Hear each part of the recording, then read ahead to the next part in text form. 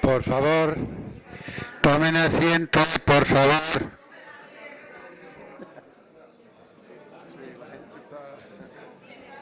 No, es porque pone... Asseyez-vous, s'il vous plaît. Asseyez-vous, s'il vous plaît. Asseyez-vous, tomen asiento. Non, c'est parce qu'on dit c'est à 5 heures dans les programmes, c'est ça.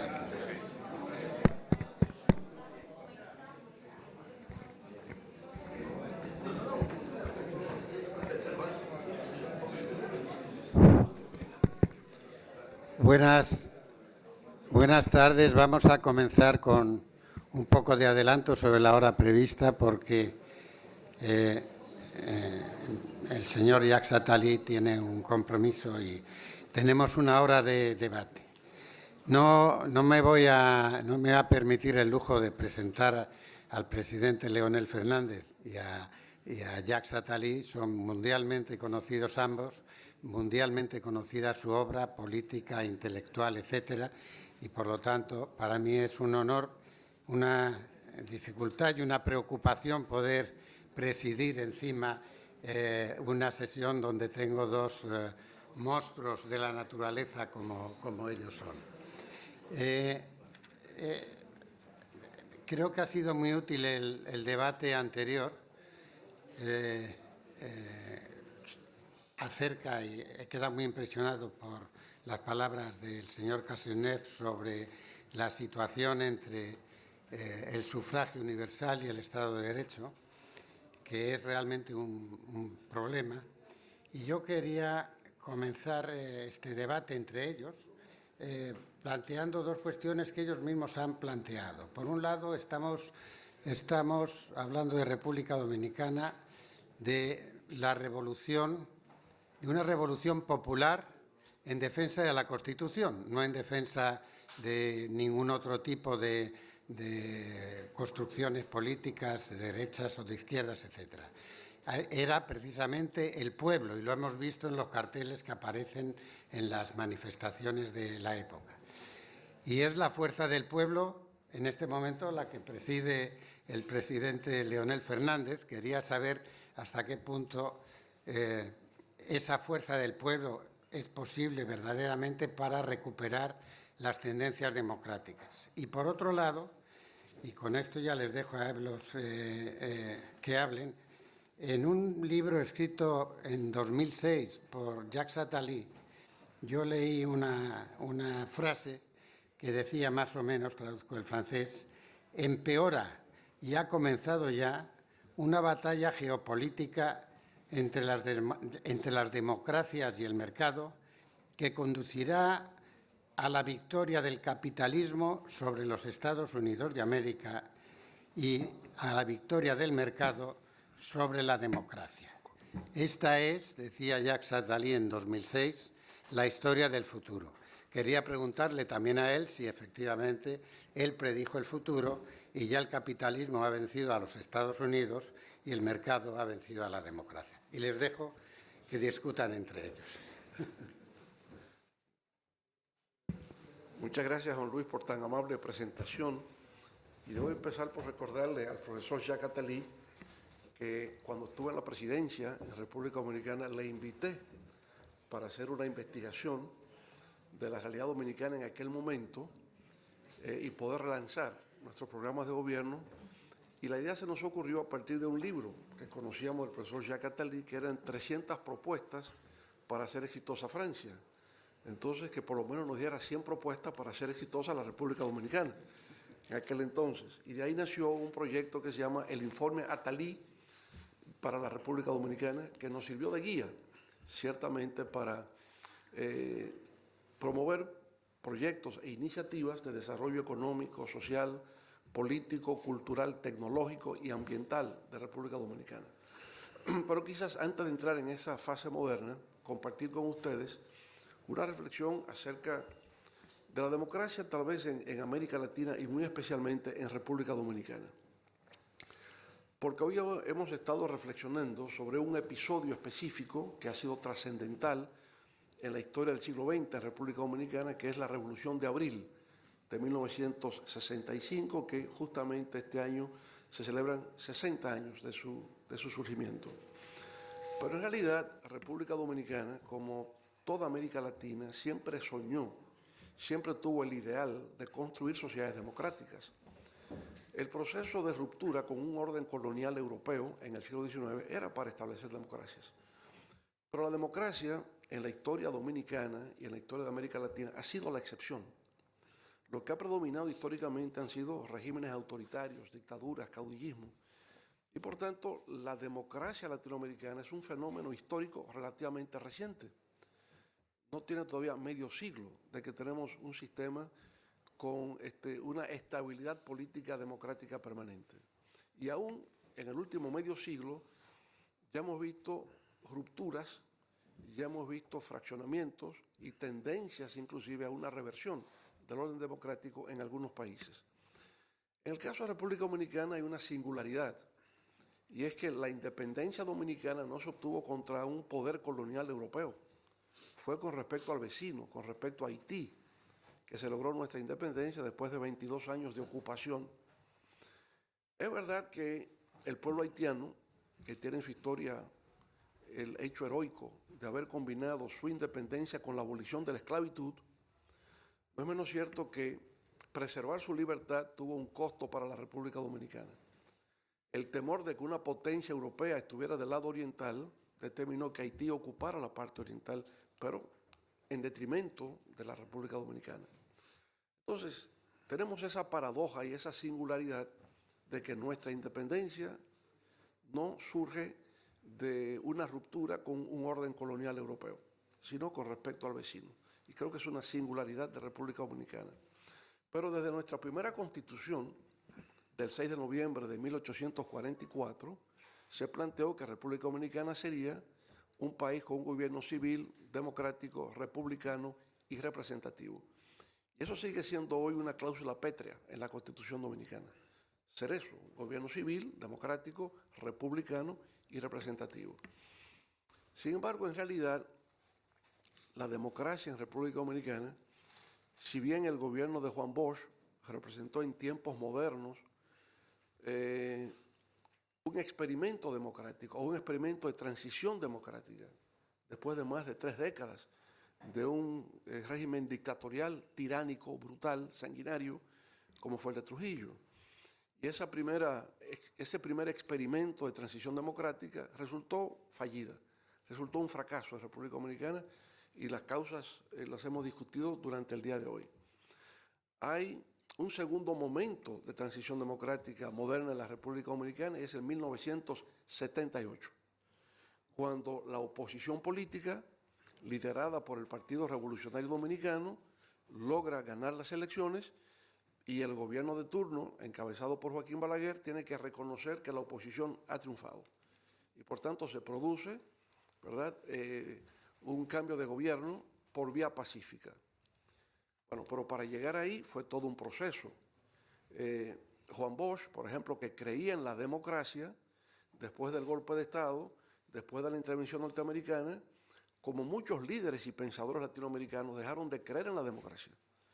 Porque en la lucha contra la dictadura en América Latina en tiempos modernos se dieron 2 corrientes. La democrática, que no logró funcionar porque el golpe de Estado no solamente fue en República Dominicana. Hubo golpe de Estado en Guatemala antes, hubo golpe de Estado en Honduras, hubo golpe de Estado en Brasil con el gobierno de Goulart, que fue derrocado mediante un golpe de Estado. Por tanto, en términos de Huntington, fue una segunda ola democrática post-Segunda Guerra Mundial, pero que tuvo una reversión. Cuando llegamos al 78, ¿por qué en el 78 pudo lograrse la transición democrática en República Dominicana? Factores externos. Lo conversamos hoy después del almuerzo. Factores externos como la muerte de Francisco Franco en España en el año 76, la caída del régimen de los Salazar en Portugal y la caída del régimen militar en Grecia. Había líderes políticos latinoamericanos, estaban los chilenos, los argentinos, los brasileños, viviendo aquí en Europa.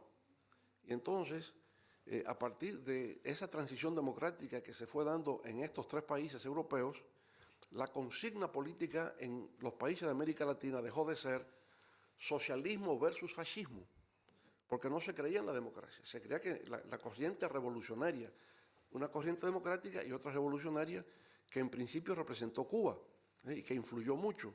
Ya después de la muerte del Che Guevara en el 67 se vio que el movimiento foquista guerrillero tampoco era opción.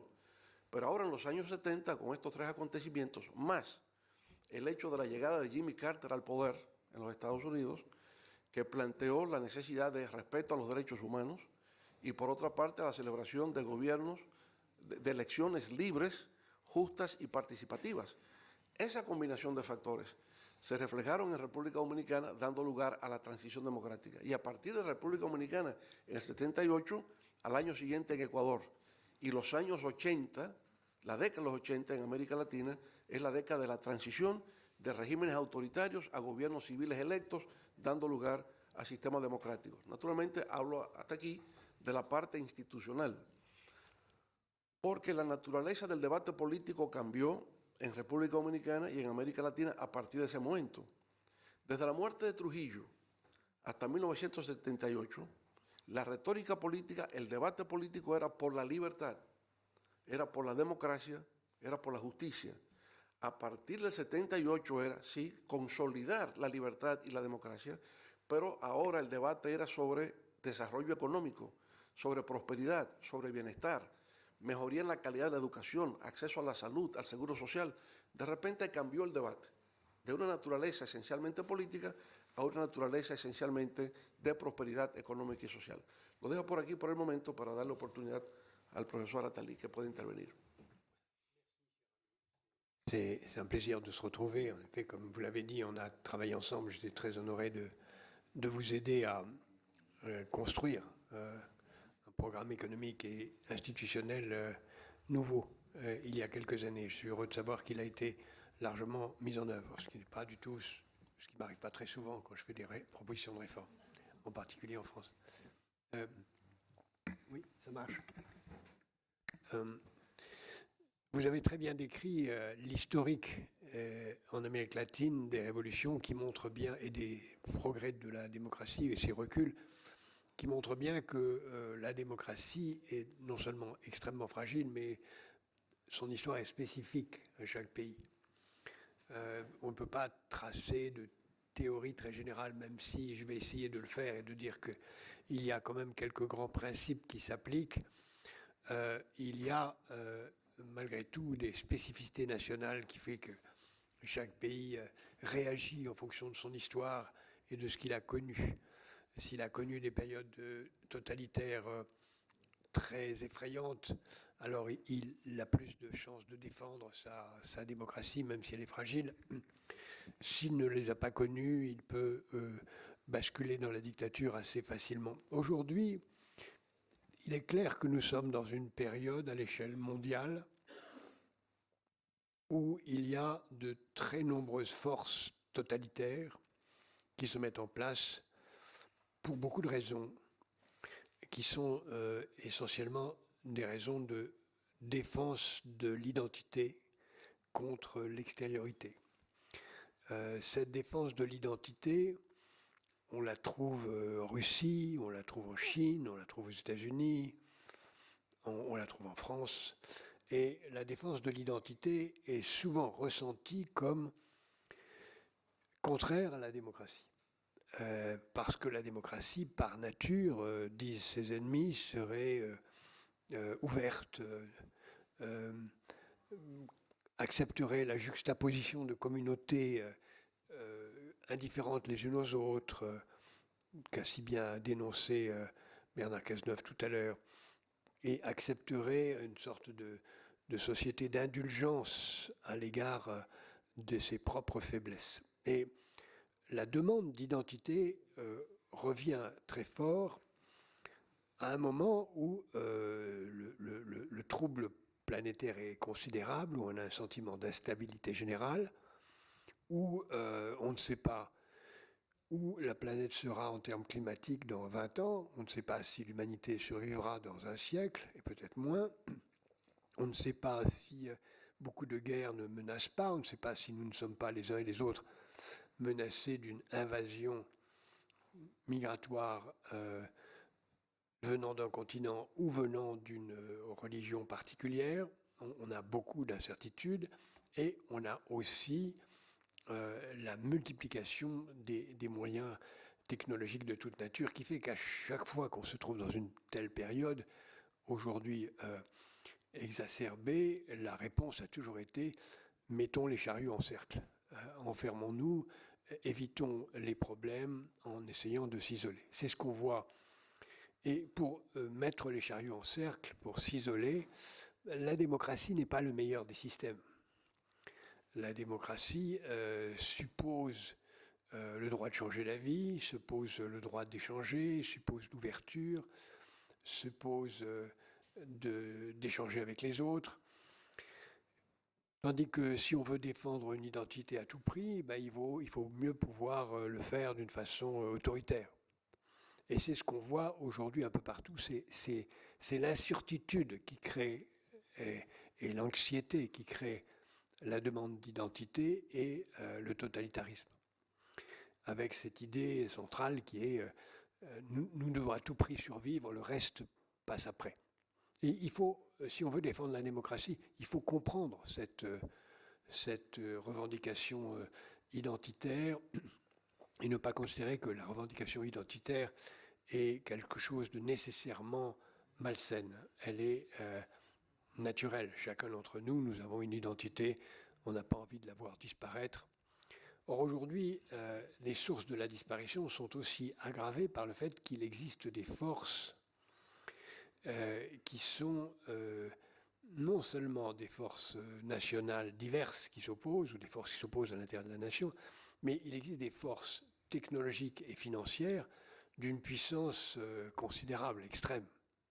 Vous avez eu la gentillesse de citer tout à l'heure un texte que j'ai écrit il y a 20 ans, dans lequel j'expliquais que jusqu'à présent, c'est ce qu'expliquaient beaucoup de théoriciens, le marché et la démocratie étaient parfaitement compatibles. Le marché a besoin de la démocratie parce que la démocratie permet de créer la liberté de création, la liberté d'innovation, la liberté de parole, et donc le marché a besoin de ça. Et réciproquement, la démocratie a besoin du marché parce que l'expérience soviétique de la fin de Gorbatchev a montré qu'une démocratie avec un système planifié d'économie, ça ne marche pas. Puisque la première décision qu'un gouvernement démocrate ou qu'un parlement démocrate prend, c'est d'autoriser des privatisations. Donc par nature, on a eu longtemps le sentiment que marché et démocratie s'auto-entretenaient et qu'on allait vers un système généralisé de société de marché et démocratie. C'est ce qui était la grande thèse des années 1990. C'était ne pas voir qu'il y avait des forces très profondes qui allaient en sens contraire. Première force qui va en sens contraire, c'est que le marché et la démocratie sont fondés tous les deux sur une idée forte, commune, qui est l'apologie de la liberté. La liberté. Mais si vous poussez au bout la liberté, ça veut dire que j'ai le droit de changer d'avis, comme producteur, comme consommateur, comme employeur, comme employé, comme électeur. Mais ça veut dire que j'ai aussi le droit de changer d'avis à l'égard d'un contrat que j'ai signé. Et donc, si on pousse au bout le raisonnement, la liberté conduit à l'apologie de la déloyauté. Et ça, c'est insupportable. Et c'est la démocratie qui va être mise en cause parce que cette liberté qui crée une instabilité, jusque-y compris, on le voit dans les contrats sentimentaux et dans les contrats de toute nature qui sont de plus en plus précaires, contrats de travail, contrats de toute nature, crée une société instable par nature. Deuxièmement, qui fait que ce modèle de auto-renforcement du marché et de la démocratie ne fonctionne pas, c'est que la démocratie fonctionne dans un territoire. Elle suppose un territoire et elle suppose des compétences. Un pouvoir politique, il a des compétences en matière de défense, de santé, d'éducation, de police, de certains secteurs. Et il a des compétences sur un territoire. Alors que l'économie de marché, qu'on peut appeler ça marché ou capitalisme, c'est pas exactement la même chose, mais faisons simple, c'est même pas la même chose, mais faisons simple, elle n'a pas de frontières, ni géographiques, parce que par nature une entreprise considère que son territoire est infini, ni de compétences, parce qu'une entreprise doit estime qu'elle peut produire des biens de santé, des biens d'éducation, des biens de police, des biens de sécurité, et peu à peu, évidemment, la bataille est inégale. Dans la mesure où le marché crée des entreprises qui sont de taille globale, qui ont des secteurs de compétences infinis, alors que la démocratie n'est que limitée par un territoire et ne peut changer de domaine de compétences que par des nationalisations ou des changements constitutionnels très lourds, la bataille est inégale. Le marché gagne contre la démocratie. D'où d'ailleurs le fait que nous, en Europe, nous avons tenté cette expérience extraordinaire qui est de faire une démocratie à un niveau plus élevé pour essayer de nous mettre au niveau des forces du marché dans notre taille et notre capacité d'agir. Mais il n'empêche qu'aujourd'hui, il est clair que pour toutes les raisons que je viens de dire, la démocratie est sur le recul. Elle est sur le recul et les forces qui imposent ce recul sont partout et ils sont d'abord, et c'est ça qui est nouveau, aux États-Unis. Je ne pense pas qu'on soit en train de sortir du modèle de la globalisation. La globalisation, c'est autre chose, c'est la division du travail. La division du travail, elle est là. J'y reviendrai dans une seconde. Et ce n'est pas en 2 minutes qu'on va la remettre en cause. Par contre, un président qui veut défendre l'identité, qui a été élu sur cette base, peut le faire uniquement s'il sort des règles démocratiques. Et c'est là où la conversation qui a eu lieu tout à l'heure était aussi très, très riche et très intéressante, c'est la question de savoir comment on défend l'état de droit. Dans la Constitution américaine, qui je rappelle est un des derniers pays au monde qui a été une démocratie sans jamais avoir connu une phase totalitaire, c'est pour ça que moi j'ai écrit il y a 20 ans dans ce même livre que les États-Unis seront une dictature à un moment ou à un autre parce qu'ils ne l'ont jamais été et que forcément, ne l'ayant jamais été, à un moment, ils le seront. Hein. Il y a très peu de pays qui n'ont pas été une dictature dans le monde. La règle de droit est remise en cause d'une façon très simple. Ça consiste à considérer que dans la Constitution, qui définit les 3 pouvoirs, l'exécutif, législatif et judiciaire, il y a un grand vide théorique dans cette définition de démocratie, qui a été relevé encore récemment par un des théoriciens derrière Trump, qui est de dire, bon d'accord, il y a 3 pouvoirs, mais il n'y en a pas un qui est plus fort que les autres. Nous, dit cet idéologue, nous considérons que par nature, l'exécutif est plus fort que le législatif et que le judiciaire. Et nous le décidons. Et d'ailleurs, ce n'est pas très difficile, parce que, comme disait Staline, la Cour suprême, combien de divisions ? Le Parlement, combien de divisions ? Aucune, circuler, il n'y a rien à voir, nous sommes le plus pouvoir. Et je pense que cette conception d'une démocratie aux ordres de l'exécutif, pour faire fonctionner, prendre les décisions qui s'imposent pour respecter cette ambition d'identité, va s'imposer de plus en plus. Alors, elle peut échouer, à mon avis, elle va échouer pour 1000 raisons. Bien sûr, on peut faire un schéma dans lequel les États-Unis, la Chine, la Russie se partagent le monde comme 3 gouvernements totalitaires, ou oublient une partie du monde, parce que les États-Unis vont se concentrer sur eux-mêmes et oublient le reste du monde, ce qui fait que la Chine va se partager l'Afrique avec la Russie et qu'une partie de la Chine et qu'une partie de l'Amérique latine va être très tentée par la Chine. On le voit, c'est le cas au Brésil, c'est le cas dans beaucoup de pays, parce que la Chine est très habile dans la façon dont elle entre dans ces pays. Et que donc restera comme pôle démocratique que l'Europe, avec quelques autres pays du Sud, le Brésil, la République dominicaine, l'Inde, qui est encore une démocratie, même si on peut encore se poser la question, mais bien d'autres. Il y a encore beaucoup de pays qui sont des démocraties et qui le revendiquent. Ce qui peut empêcher cette victoire du trio totalitaire qui est là, c'est que ça ne marche pas. C'est qu'à eux 3, ils ne peuvent que tuer l'économie mondiale et pas la faire marcher. Ils ne ça ne peut marcher que dans des échanges réciproques. Si les États-Unis ferment les échanges, ça ne marche pas. Si le président américain considère qu'il a tous les pouvoirs, non seulement sur la Cour suprême et sur le Parlement, mais aussi sur le quatrième pouvoir qui n'était pas dit dans la Constitution, qui est celui de la Banque centrale, ce qu'il est en train de faire ce matin, personne n'aura confiance dans le dollar qui s'effondrera, et c'est l'économie américaine qui est très largement en cause. Les Chinois peuvent aussi empêcher le pouvoir américain d'imposer sa vision de l'identité par des façons très simples. M. Trump a dit qu'il attend un coup de téléphone de M. Xi. M. Xi n'a pas répondu au téléphone. Il a ghosté M. Trump, comme on dit. Pour une raison simple, c'est que M. Trump a besoin de M. Xi et ce n'est pas le cas inverse. Et M. Xi pourrait faire une chose très simple, d'ailleurs, je pense qu'il pourrait faire demain matin, c'est de dire: vous avez enlevé les droits de douane sur les téléphones qu'on vous vend et les ordinateurs qu'on vous vend, mais on ne va pas vous les vendre. Parce que vous en avez besoin, pour que votre économie fonctionne, de vos téléphones que vous nous achetez, mais nous, on peut subventionner les entreprises qui les fabriquent pendant un an ou deux, c'est pas grave, mais vous êtes morts. Il y a encore beaucoup d'autres moyens par lesquels la Chine peut faire une sorte de corde de rappel du pouvoir américain. Qu'est-ce qu'il fera dans ce cas-là? Est-ce qu'il reculera d'une façon pragmatique ou est-ce qu'il foncera dans le mur? J'en sais rien. Mais de toute façon, au bout de la route,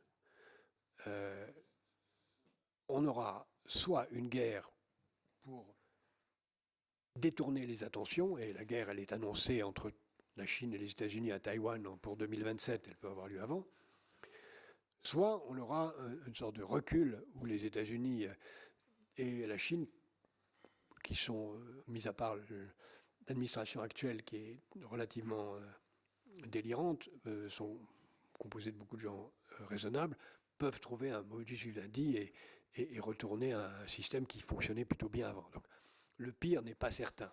Mais l'histoire nous apprend que le pire est le plus vraisemblable dans une hypothèse comme celle-là, et en tout cas, il faut s'y préparer. Quelle est la situation de l'Amérique latine dans ce contexte? D'abord, nous, Européens, on est un peu plus protégés parce qu'on est 400 millions et qu'on est en train de mettre en place une véritable identité militaire, politique, qui devrait tenir, même s'il faut aller très vite, puisque les États-Unis, la Russie et la Chine ont intérêt à détruire l'Europe, tous les trois. Mais l'Amérique latine, elle est extraordinairement divisée, comme vous l'avez dit, cher Président, très divisée, avec des pays qui ont des intérêts très contradictoires et qui jouent naturellement chacun leur jeu, et qui ne sont pas en situation de force. D'une certaine façon, on peut dire que la chance de l'Amérique latine, je vais employer une phrase caricaturale, la chance de l'Amérique latine, c'est qu'elle est en dehors des grands enjeux géopolitiques.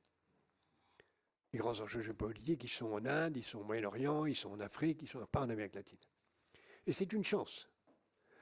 Comme l'Europe, comme l'Amérique latine peuvent être en quelque sorte des sortes de Suisses dans un débat entre trois tyrans.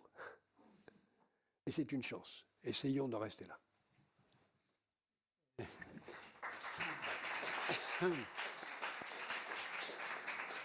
Muchas gracias. Hay dos cuestiones que prácticamente no se han tocado en este día y que son importantes para el futuro de la democracia. Una es el crimen organizado y la violencia que genera, especialmente en muchos países de América Latina y notablemente en estos momentos en México y en Ecuador.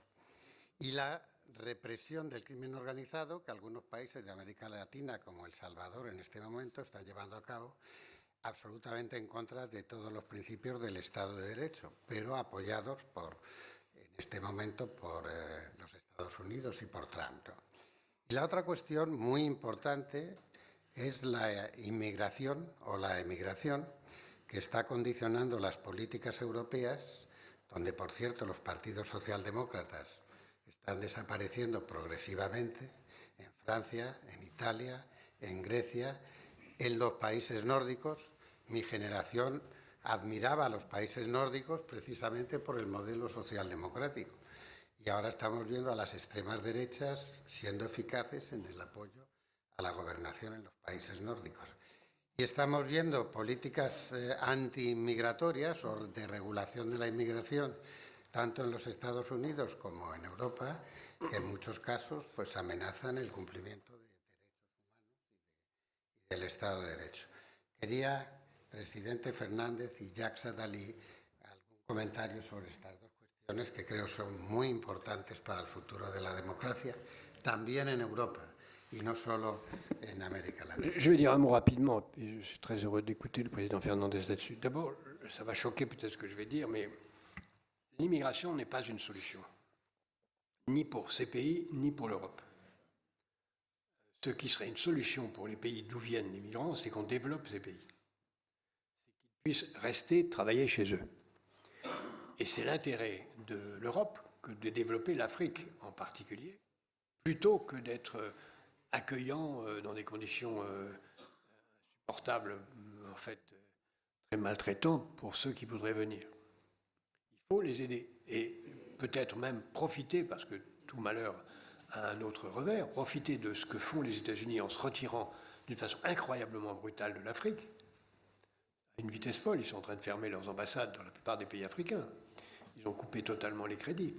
Soit on laisse la place à la Chine et à la Russie, avec ce que ça signifiera comme déstabilisation politique pour l'Europe et l'échec auquel ça conduira, comme on l'a vu avec la plupart des tentatives chinoises de s'implanter en Afrique, qui sont des purs spoliateurs, des prédateurs.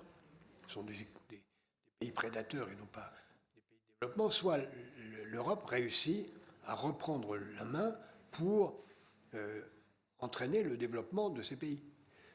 En France, par exemple, la question de savoir s'il faut, je prends un petit exemple banal, est-ce qu'il faut plus de médecins ou pas? Évidemment, il faut plus de médecins, mais ce n'est pas en allant chercher les médecins africains qu'on va régler les problèmes de la France. Il faut laisser ces médecins chez eux, les aider à créer les conditions de leur propre développement, de leur propre travail. Et nous, il faut former davantage de médecins, ouvrir le numerus clausus, et c'est vrai dans tous les métiers. Nous avons besoin de plus d'ingénieurs, mais même s'il nous faut attirer et rester ouverts, évidemment, à attirer les talents qu'on peut avoir, même s'il nous faut créer les conditions d'une intégration de ceux qui viennent, la clé n'est pas à l'immigration pour ces pays, la clé c'est leur développement. Ce n'est pas facile quand on a des pays comme le Nigeria qui en 2050 auront plus d'habitants que les États-Unis et qui n'ont pas encore commencé leur migration. Il n'y a pas de migration majeure du Nigeria, sauf un petit peu en Grande-Bretagne. Quand on sait qu'en 2100, entre Abidjan et Lagos, il y aura 500 millions d'habitants, que ce sera une seule ville, on voit l'ampleur, et une seule ville qui sera invivable parce que le niveau de la mer aura augmenté à cause du changement climatique. On voit les immenses enjeux. Il faut déplacer les villes vers l'intérieur. Enfin, c'est des enjeux gigantesques. Mais si on ne les prend pas maintenant, ce n'est pas 50 000 personnes qui vont venir en Europe, ou ni même 1 million, c'est des dizaines de millions. Bon, c'est évidemment intolérable pour tout le monde. Donc, la clé du problème, c'est d'aider au développement. Et c'est pareil avec l'Amérique latine. La clé du problème, ce n'est pas d'admettre davantage de migrants aux États-Unis, c'est premièrement de faire que les migrants soient intégrés, traités bien, pas parqués dans des communautés, ni condamnés au gangstérisme parce qu'on ne leur laisse pas faire autre chose. C'est les intégrer, c'est faire qu'ils parlent tous la même langue. Le problème se pose de la même façon au Canada, en Grande-Bretagne, en Belgique, qu'on a laissé se communautariser de façon extrêmement dangereuse. C'est de créer les conditions de développement de ces pays. Et en Amérique latine, il y a un potentiel fantastique de développement, fantastique, à condition de le penser vraiment. J'étais au Brésil il y a 10 jours. Le potentiel de développement de ce pays et le potentiel de développement des pays qui sont autour est extraordinaire. Ça peut être véritablement un moteur de la croissance mondiale. Ce n'est pas par l'immigration qu'on réglera ces problèmes-là. Bueno, me permite un poco, antes de responder directamente a las interrogantes que ha formulado, un poco concluir lo que decía previamente, ¿no? Es que en América Latina, la primera mitad del siglo XX implicó luchas contra las dictaduras. Y bueno, en esas luchas llegaban gobiernos democráticos, pero a veces se revertía. Yo creo que antes de que lleguemos al 1978 como punto de inflexión de lo que es la actualidad latinoamericana, interesante ver lo que ocurrió en 1959. Porque en el 59 se produjo la caída de la dictadura que había en Venezuela en el momento, ¿no? Y llega un gobierno democrático, el de Rómulo Betancourt. Y entonces la política venezolana durante los próximos 40 años, desde el 59 hasta el 99, será entre Acción Democrática y COPEI, entre el partido, ¿verdad?, socialdemócrata populista, que luego es socialdemócrata, pasa a la Internacional Socialista, y el partido COPEI, que es la democracia cristiana. 40 años después, resulta electo Hugo Chávez. Y uno se pregunta, pero ¿cómo fue que en Venezuela, que era el país de referencia, en República Dominicana queríamos ser como Venezuela? ¿Cómo fue que ese país referente entonces llegó, ¿verdad?, a elegir a un candidato antisistema? Bueno, porque se produjo un agotamiento democrático, una fatiga democrática, la gente decepcionada, desilusionada, porque una riqueza petrolera que no permitió que el pueblo progresara. Se sintió que eso fue el botín de una élite que se enriqueció a expensas del resto del país. Antes de llegar a Chávez, hubo un acuerdo con el Fondo Monetario Internacional y eso provocó el Caracazo, y después del Caracazo, pues Venezuela no ha tenido estabilidad política, de ahí en adelante. De manera que Hugo Chávez no es causa de lo que ocurre hoy día, sino una consecuencia del fracaso del modelo democrático de punto fijo que surgió a partir de 1959. Bueno, Venezuela asumió en el 59 un proyecto democrático que culmina finalizando el siglo. Pero Cuba enfrentó a Fulgencio Batista con la Revolución Cubana. Y la Revolución Cubana ya se ha extendido casi cerca de 70 años, parecido un poco a lo que fue el PRI en México, que llegó a tener una longevidad política hasta llegar a tener 71 años antes de producirse un cambio en las urnas. Bueno, interesante ver que la transición democrática actual, la de la tercera ola, según Huntington, se produce en los años 80. Pero terminando los años 80, se produce entonces la caída del muro de Berlín y la disolución de la Unión Soviética, con lo cual termina la Guerra Fría. Y eso entonces nos obliga a pensar a partir de ahí el momento actual, porque con el fin de la Guerra Fría se planteó la idea, que fue la tesis de Francis Fukuyama, de que el fin de la historia, creo que habló Michelle en la anterior intervención, el fin de la historia implicaba para Fukuyama la creación de una democracia de mercado. Y esa democracia de mercado sería la que dominaría, ¿verdad?, desde el punto de vista político y desde el punto de vista de economía, los años por venir. Y en el ámbito de las relaciones internacionales, por supuesto, fue el paradigma de Huntington también, en el sentido de que sería un choque de civilizaciones, sobre todo entre el mundo occidental y el mundo islámico. Pero lo cierto es también que entre las fuerzas que surgieron post-Guerra Fría está la globalización y está la revolución científico-tecnológica, el mundo digital que conocemos hoy día. Y yo creo que dentro de la idea de una democracia de mercado se produce un vacío en el año 2008 con la crisis financiera global. Una crisis financiera que al día de hoy sigue teniendo un impacto. Entonces, esa crisis financiera global permitió el triunfo de Barack Obama en los Estados Unidos. Hay que ver las encuestas de la época, y cuando estábamos en septiembre del año 2008, habría prácticamente un empate entre el candidato republicano John McCain y el demócrata Barack Obama. Se produce la quiebra de Lehman Brothers y de repente se dispara la candidatura de Barack Obama y logra ganar las elecciones en el marco de una crisis estructural de la economía norteamericana y por lo tanto del capitalismo, puesto que la quiebra de las bancas, de los bancos en Estados Unidos, contagió a los bancos europeos y por consiguiente produjo una nueva realidad en el orden político, social, económico también de Europa, que estamos viviendo hoy día. Con la globalización se planteó el tema de acuerdos de libre comercio y se creó para que funcionara la Organización Mundial de Comercio para dirimir los conflictos derivados del comercio. Bueno, y efectivamente Estados Unidos tenía la idea de hacer todo el hemisferio occidental libre comercio, desde el Canadá, Estados Unidos, México, hasta Argentina. Eso no se pudo dar. Entonces se suscribieron acuerdos parciales, regionales, subregionales, República Dominicana es parte del acuerdo CAFTA, que es Centroamérica, Estados Unidos, Caribe. Pero se siguieron haciendo otros tipos de acuerdos comerciales. Bueno, entonces era cómo poder globalizar o internacionalizar el comercio libremente, pero también era crear cadenas globales de producción. Ya ningún bien se producía en un país específico, sino que había una cadena global de producción. Y eso va generando cambios estructurales en las sociedades que se expresan hoy día. En el caso de Estados Unidos, específicamente, ya una crisis financiera global, ¿verdad? Ya no tendremos golpes de Estado, sino golpes de mercado. Son gobiernos que caen, no porque ha habido un golpe de Estado, sino porque la economía dejó funcionar. El caso de Grecia es el caso más relevante. Fue un golpe de mercado lo que se produjo. Y en otros países de América Latina, por igual. Bueno, pero entonces, lo que vemos aquí es que con esta revolución científico-tecnológica, la aparición de la alta tecnología, la economía norteamericana da un giro de una economía industrial hacia una economía de servicios.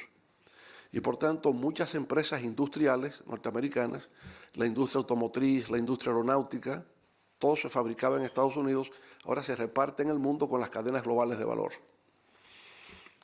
Bueno, en el fondo, esa desindustrialización en Estados Unidos va a dejar áreas como Michigan, Detroit, ¿verdad? Industrial, toda la costa este norteamericana. Las industrias se van de Estados Unidos y se establecen en China. Y por tanto se va a producir una reacción de esa clase trabajadora industrial norteamericana en contra de los globalizadores o quienes consideran que han llevado a cabo la promoción del sistema global. Y eso es lo que va a permitir que una figura como Donald Trump finalmente pueda alzarse con el poder en los Estados Unidos, aunque él no inició la crítica de la globalización. Ya lo habíamos encontrado en los años 90 cuando Pat Buchanan, por un lado, Ross Perot, en la campaña contra Bill Clinton, la diferencia era el nacionalismo y el proteccionismo norteamericano en contra de la globalización que en ese momento representaba Bill Clinton. Bueno, en el tiempo, obviamente que esos blue collar workers, como le llaman, ¿verdad? Esos trabajadores de cuello azul, se han sentido resentidos con que sus empleos se han perdido porque están en China, están en otros lugares del mundo. Bueno, eso ha creado una fractura interna en Estados Unidos, conjuntamente entonces con otros factores como el de la migración. La migración en Estados Unidos no solamente es un problema de gente que viene de fuera y llega al territorio norteamericano, es que la presencia hispana en Estados Unidos se ha visto como el gran desafío interno que tiene Estados Unidos. También Huntington escribió un famoso libro que se titula Who Are We? ¿Quiénes somos nosotros? ¿Verdad? Y en forma irónica dice, el himno de los Estados Unidos empieza diciendo, oh, say, can you see?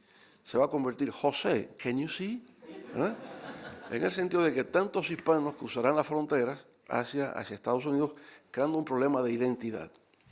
Ahora, ciertamente, el sector protestante blanco, los WASP en Estados Unidos, consideran que ese crecimiento demográfico continuo de la presencia hispana eventualmente representa el riesgo de que los blancos se conviertan en minoría y que el sector hispano, junto con los afrodescendientes, hoy sectores minoritarios en Estados Unidos, se conviertan en mayoría, lo que representaría un riesgo político para ellos.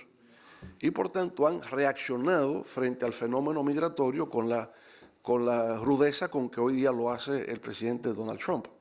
Ahora, el tema sería entre una migración legal, migración con visas que se otorgan, y la otra es la migración indocumentada, la migración irregular. Y lo que está trayendo el tema es esa migración irregular, por lo que yo veo que son dos concepciones que se tienen hoy día en la política de cómo manejar la migración. Y lo vemos también en Europa y lo vemos en Estados Unidos. Hay una visión liberal, humanista, muy imbuida de protección a los derechos humanos. Llega alguien de manera ilegal, penetra el territorio de Estados Unidos.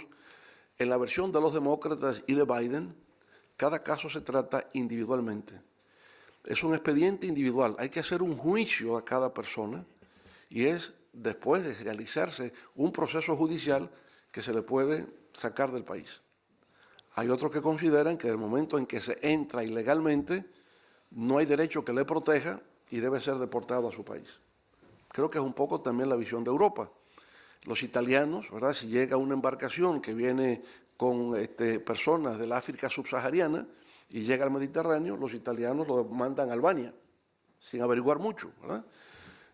Sin embargo, los partidos socialdemócratas en Europa consideran que eso requiere un trato más humano y que hay que ver cada caso en particular. Lo veo quizás en el caso de España, con la política del PSOE, ¿no? De que efectivamente hay que darle una oportunidad a cada quien. El problema es el siguiente. El problema es que hay gente que empieza a ver el envejecimiento de Europa. Europa es un continente donde ya el número de personas que pase 35 años suele ser mayor en la curva demográfica que los jóvenes. Mientras que en África es al revés. Si en algún lugar del mundo la población sigue creciendo, es en África. Pero en África todavía no se crean las condiciones para un desarrollo capitalista, para un desarrollo económico y social. Y por consiguiente hay una tendencia hacia la migración. Y el criterio que se tiene es que para el año 2050, cuando se estime que habremos llegado a los 9.000 millones de habitantes en el planeta, y hay que pensar que en el año 1900 solamente había 3.000 millones y para el 2050 habrá 9.000 millones. De manera que el factor demográfico sigue siendo un componente básico de cómo se entiende la economía y cómo se entiende la sociedad. Y el temor es que una población africana creciente, una población europea decreciente y envejeciente, se produzca entonces, digamos, el que esta migración masiva e ilegal tome el control europeo. Esa es la gran preocupación que existe. Creo que eso requiere realmente un examen en profundidad, porque no cabe duda de que hay una amenaza, el tema es cómo abordarlo. Nosotros en República Dominicana tenemos algo parecido. La República Dominicana ha avanzado, ha progresado, se convierte en un imán de atracción para los vecinos que han retrocedido. Entonces, la solución está en llegar a la República Dominicana, como sea, legal o ilegalmente, pero fundamentalmente ocurre en forma ilegal. Esto, por supuesto, trae otros factores, tráfico de armas, tráfico de drogas, trae criminalidad. ¿Cómo enfrentar todo eso? Porque es un hecho real. A veces no lo queríamos ver por un sentido humano, ¿no? por ser solidario. No lo queríamos ver, pero hoy nos damos cuenta que sí. Que un país tan pobre como Haití hoy día, sin embargo, es una fuente de tráfico de armas. Es una fuente de tráfico de personas. Lo es.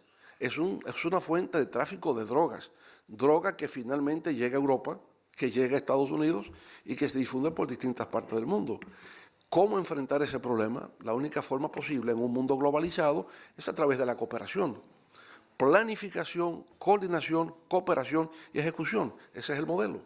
Planificamos qué está ocurriendo, coordinamos entre distintas instituciones, nadie solo lo puede hacer, pero viene la cooperación. Cómo los servicios de inteligencia en Europa se coordinan con los servicios de inteligencia de República Dominicana para detectar anticipadamente cuáles son los cargamentos de drogas que llegan.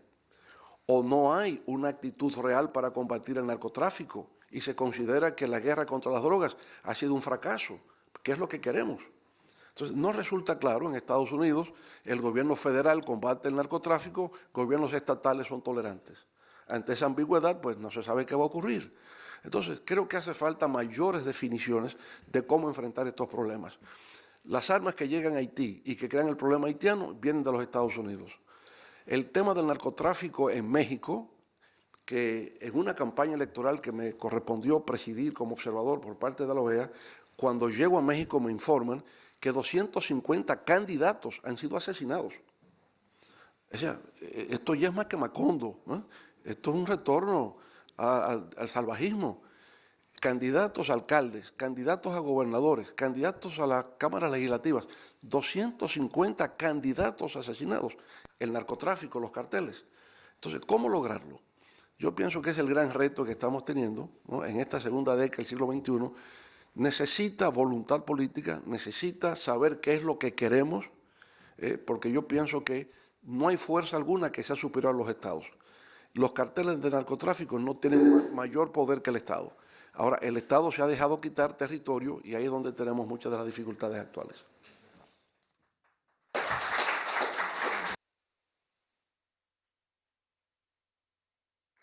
Nos quedan apenas 5 o 10 minutos y para terminar este diálogo es una pregunta un poco ingenua, pero estamos viendo que la democracia está en peligro en Estados Unidos, que era el campeón del mundo libre, según ellos mismos se miraban a sí mismos, está en peligro en Europa, con un crecimiento de la extrema derecha impresionante, al tiempo que se genera un rearme europeo como no se había imaginado hace 5 años, por así decir, y que Alemania, que tenía prohibida en la Constitución rearmarse, va a cometer un presupuesto multimillonario de rearmarse en los próximos por la amenaza rusa y por la situación de la guerra en Ucrania, que dura ya más de 3 años y ha causado más de 300.000 muertos. Y hay dos maneras de...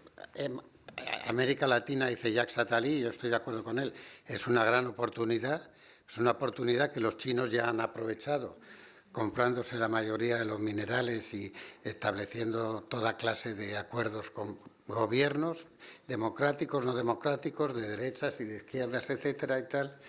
Entonces, mi pregunta ingenua es, ¿qué capacidad hay de optimismo por parte de nuestros dos interlocutores respecto al futuro de la democracia en América Latina y en Europa y en nuestros países? ¿Podemos ser optimistas? ¿Podemos pensar que el pueblo, la fuerza del pueblo, va a mantener viva y mejorar la democracia? No solo en República Dominicana. Y podemos creer que la Unión Europea, que está pasando una crisis existencial, yo creo que después de que Jacques Delors abandonara sus responsabilidades en ella, va a poder hacer de Europa un continente democrático donde el Estado de Derecho efectivamente sea la manera de limitar el exceso de poder del Ejecutivo. Jacques Attali, y para cerrar el presidente.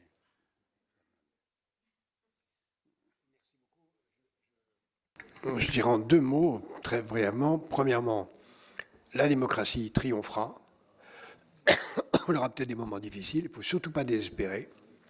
Il faut vraiment réaffirmer en permanence que tout ce que nous vivons en ce moment est une formidable leçon de choses pour nous expliquer que la démocratie est le meilleur des systèmes parce que les autres ne peuvent qu'échouer. Voilà.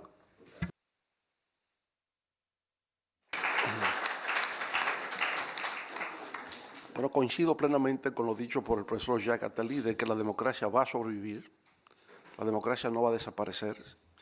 Se ve sometida constantemente a presiones y por eso existen los ciclos históricos, son ciclos.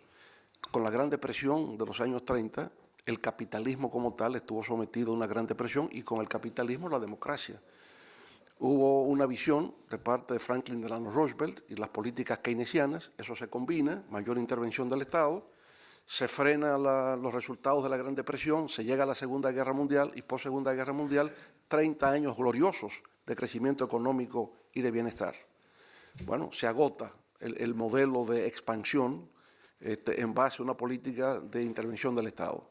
Bueno, entonces el ajuste al sistema hecho por Roosevelt se ve ahora cuestionado. Cumplió su ciclo histórico. Viene entonces Reagan y crea el modelo junto con la Thatcher, ¿verdad?, de que ya no es el Estado sino el mercado. El mercado será la fuerza motriz que impulsa el desarrollo. Hizo algunos correctivos de déficits fiscales, de desestabilización macroeconómica, pero al final se descubre que ese modelo de predominio del mercado tuvo un grave problema, no tomó en consideración los problemas sociales.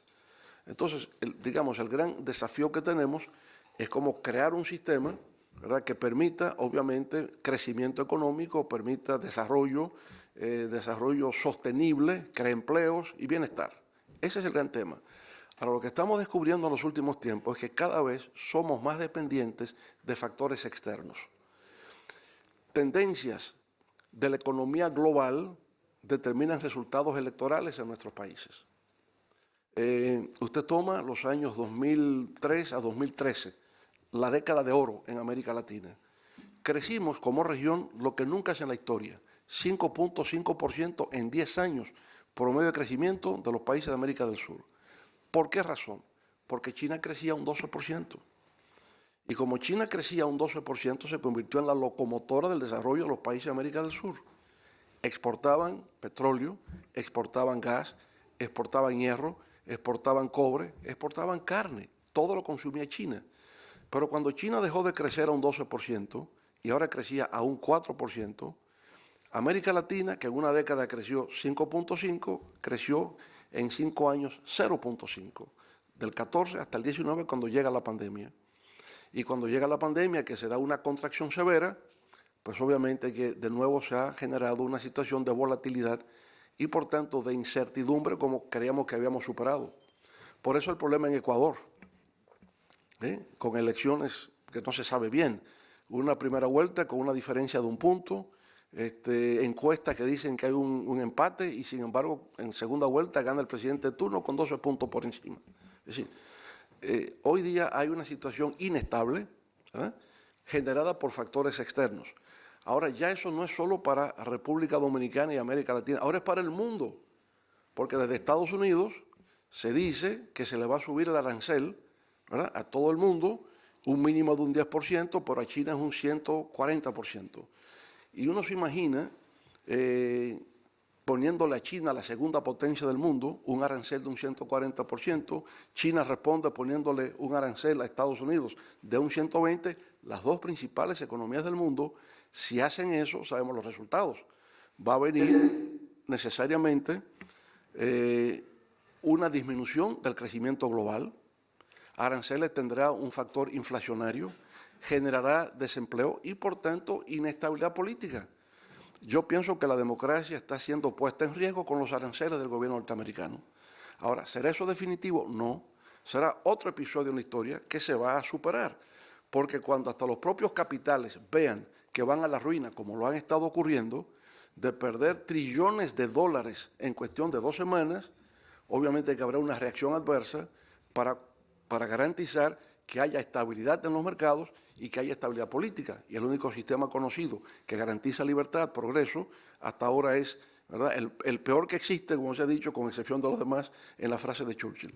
De manera que lo que veo es entender que vivimos ciclos económicos, ciclos políticos, pero que al final, cuando se está en baja, siempre hay la forma de poder resurgir y, por tanto, tener siempre una visión optimista, una visión positiva del curso de la historia, porque la humanidad no se suicida. Pues muchas gracias a todos. Y aquí acaba este día de reflexión. Muchas gracias a todos y muchas gracias a los intervinientes.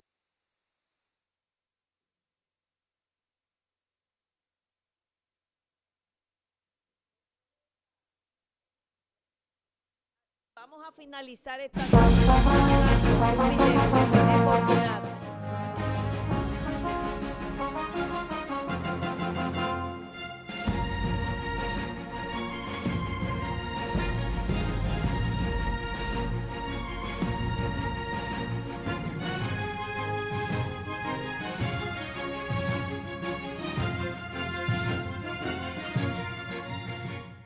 René Fortunato presenta Una primavera para el mundo, la Revolución Constitucionalista de 1965, álbum 50 aniversario.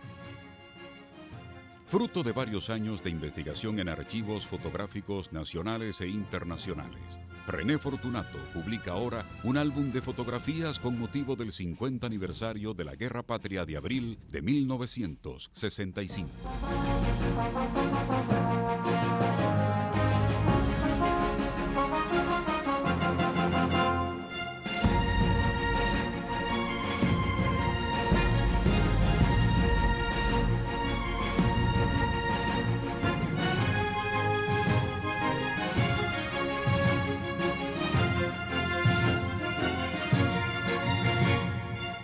Este libro contiene 650 fotografías de la Guerra de Abril y otros acontecimientos colaterales, las cuales fueron cuidadosamente seleccionadas luego de revisar más de 10.000 imágenes alusivas al tema.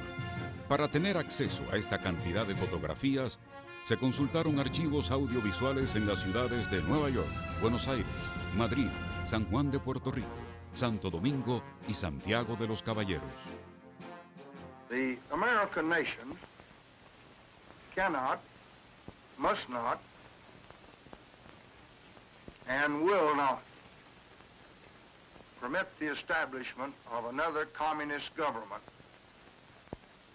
in the Western Hemisphere.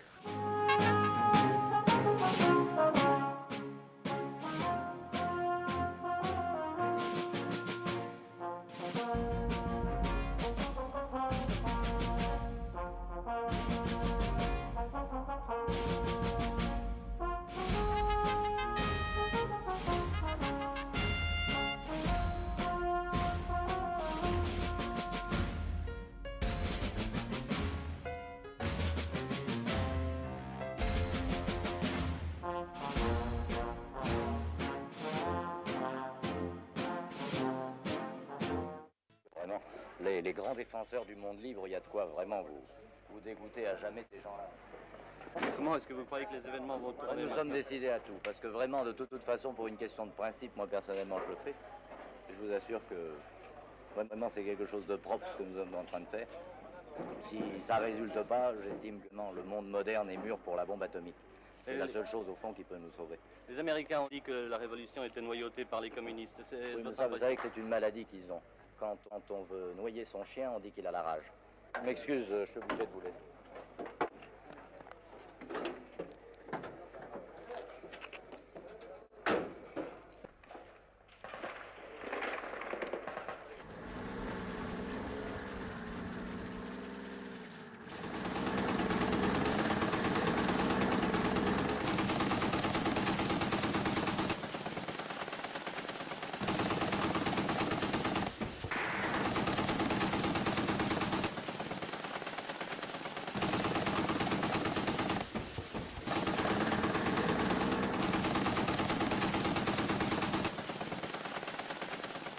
Subiendo la 30 de marzo, ahí había un edificio, que era el edificio La Fol, y ahí arriba ellos estaban atrincherados los americanos.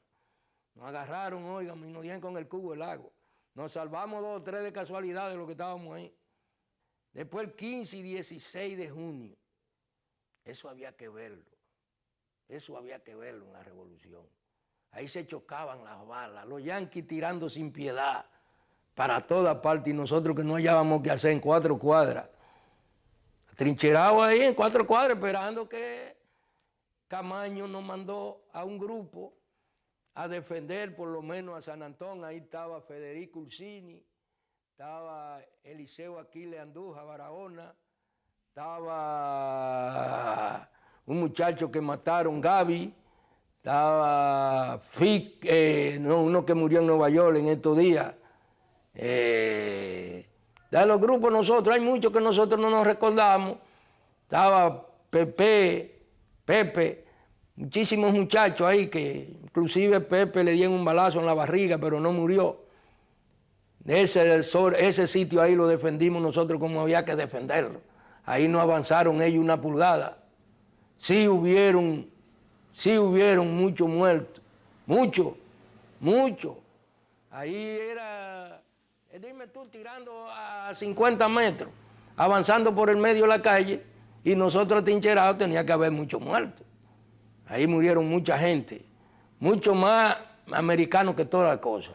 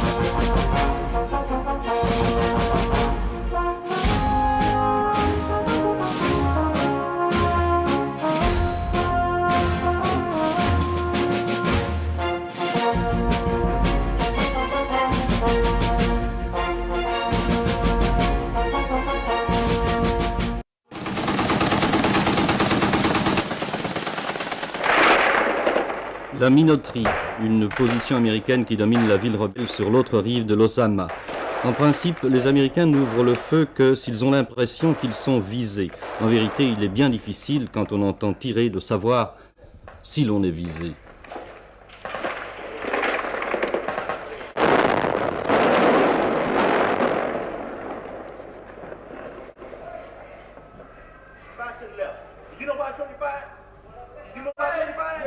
Ce jour-là, il était 5h30, une demi-heure avant le couvre-feu. En général, on s'explique dans l'obscurité.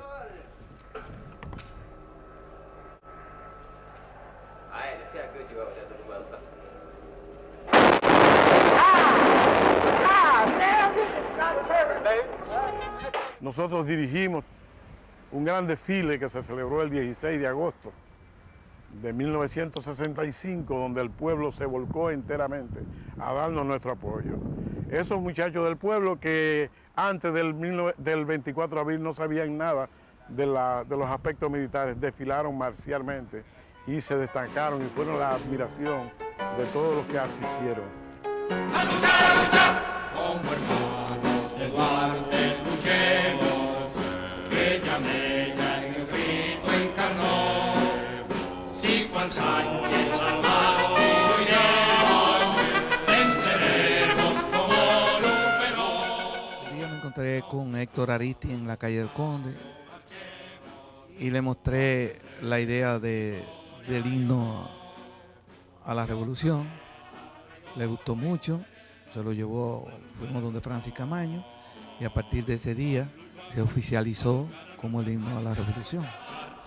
La Revolución de Abril de 1965 tuvo una gran influencia en mí. Primero, conocer las propiedades positivas de este glorioso pueblo dominicano, luchando en las calles, sin armas, con punzones, con palos, con estiletes, en contra de tropas dominicanas bien armadas y en contra del ejército más poderoso del mundo, del ejército de los Estados Unidos de América. ¡Qué pueblo tan grande tenemos! Lo que más realmente me conmueve y tal vez me duele fue la cantidad de vidas que aportó el pueblo dominicano en este episodio, como decía, en este dramático episodio militar de la historia de América. Porque fue un levantamiento dirigido por militares profesionales para reponer un gobierno que mayoritariamente se había dado el pueblo dominicano, encabezado por el profesor Juan Bosch, y la vigencia de la Constitución de 1963, que es la Constitución más liberal y progresista que ha tenido nuestro país. El costo en vidas humanas, pero desde luego es el precio que pagan los pueblos por sus procesos de desarrollo y de libertad. Las cosas que suceden hoy son producto de aquella época. Es más, si hoy hay un gobierno como el actual gobierno del PLD, es el producto de un partido fundado por la primera figura política de ese acontecimiento que hoy dirige los destinos del país. Al contrario de sentirme arrepentido, me siento orgulloso de haber participado en ese proceso, de haber estado junto al pueblo y de haber estado al lado de aquellas figuras jóvenes, llenas de vida, que ofrendaron su vida, sus bienes, la tranquilidad de su familia, en beneficio de la democracia, de la libertad y la soberanía de nuestro pueblo, encabezado por la figura militar de mayor proyección de ese hecho, que fue un hecho militar después, como el coronel Francisco Alberto Camaño Deñó, el coronel Rafael Fernández Domínguez, el coronel Lora Fernández, Juan Miguel Román, Euclides Morillo, y con ellos, para hablar de gente del pueblo, Pedro Cadena, Pichirilo Mejía, y aquella cantidad enorme de hombres y de mujeres que sacrificaron sus vidas en un hecho de esta naturaleza que conmovió a América y al mundo.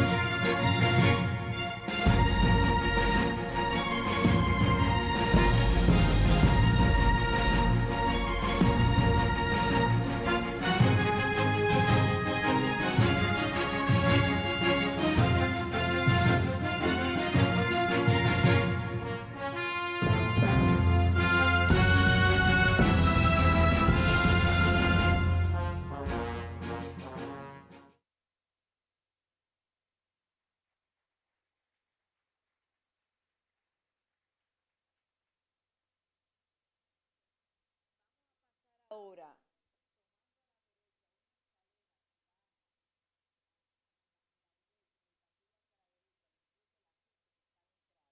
a la inauguración de